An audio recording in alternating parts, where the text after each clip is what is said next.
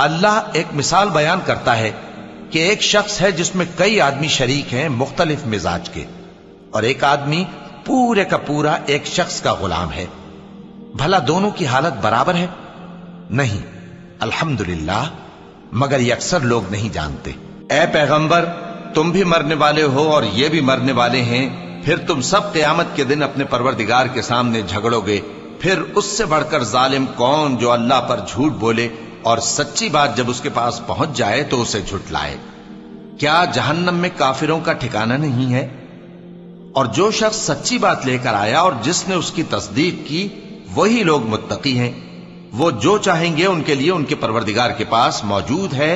نیکوکاروں کا یہی بدلہ ہے، تاکہ اللہ ان سے برائیوں کو جو انہوں نے کی دور کر دے اور نیک کاموں کا جو وہ کرتے رہے ان کو بدلہ دے۔ کیا اللہ اپنے بندے کو کافی نہیں؟ اور اے